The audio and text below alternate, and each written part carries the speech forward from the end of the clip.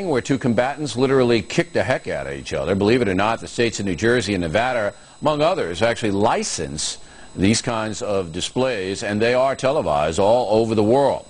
Now, some states like New York ban ultimate fighting because of the danger that's obviously present.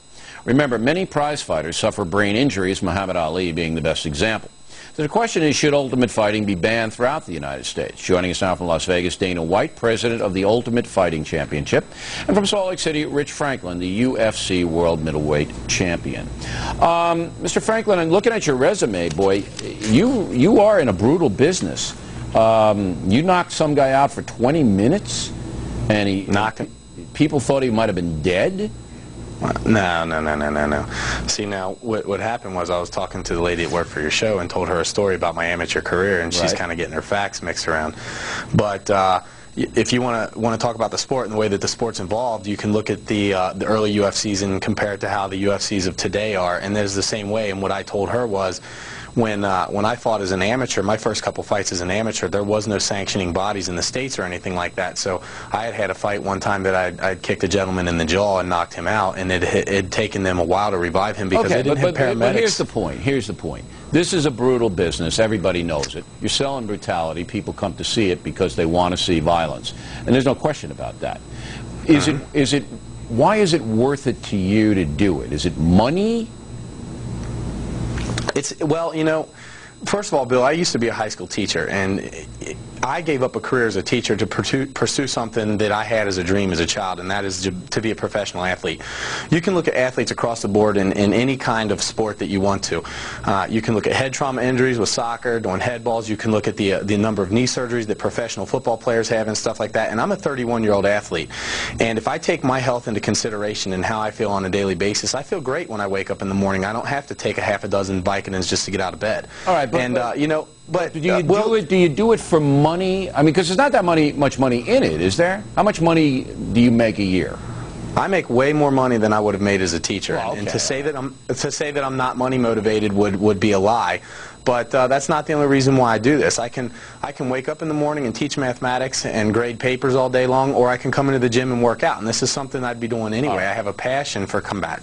Now, Mr. White, you can surely understand when we see Muhammad Ali, perhaps the greatest American athlete ever, in the stages of Parkinson's, when you see what happens to prize fighters, and the brutality in your sport maybe triple what is in prize fighting.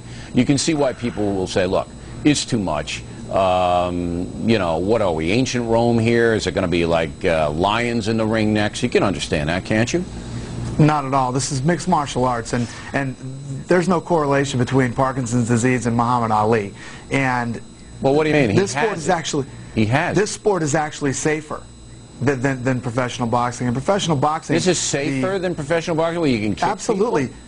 The goal is, in professional boxing, to stand in front of each other for 12 rounds, and I either hit you so hard in the head that I knock you unconscious, or I punch you in the head more times than you punch me in the head.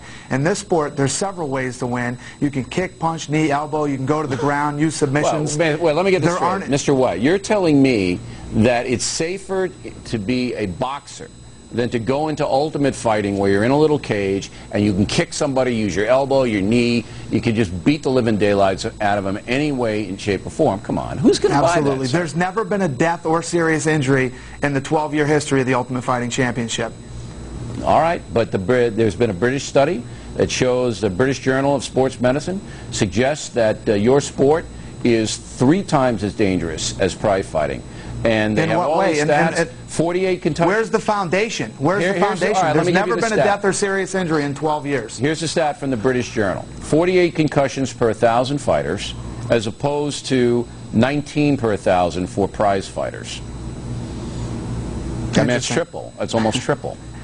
Well, I can tell you there's never been a death or serious injury in the 12-year history. Am I sitting here telling you that this is a safe sport? There's obviously risks every time two athletes get in a combat situation, but there's tons of injuries in football. I know more people injured playing high school football than I do injured in fighting. All right, Mr. Franklin, one more. How long are you going to do this, and are you worried you're going to wind up like Muhammad Ali? I'm not worried I'm going to wind up like Muhammad Ali at all. I know that there are risks with this sport. It's What's something wrong with that, Muhammad Ali? Muhammad Ali has yeah. Parkinson's disease. Yeah, and he got it from being punched in the head. He got it from being punched in the head. Yeah. Is that a fact, doctor? No, that's what he says. Again, Mr. Franklin, how long are you going to be in here? As long as I'm healthy, I'll keep fighting. And you're not worried about winding up when you're 45? The Quarry brothers both just died. You know, it's a risk I'm willing to take. It's just a job hazard. You know, I would rather be doing this than working in a chemical plant and have to worry about getting cancer of the lungs from breathing in fumes all day long. All right, gentlemen, we appreciate you coming on. Next, we'll wrap things up with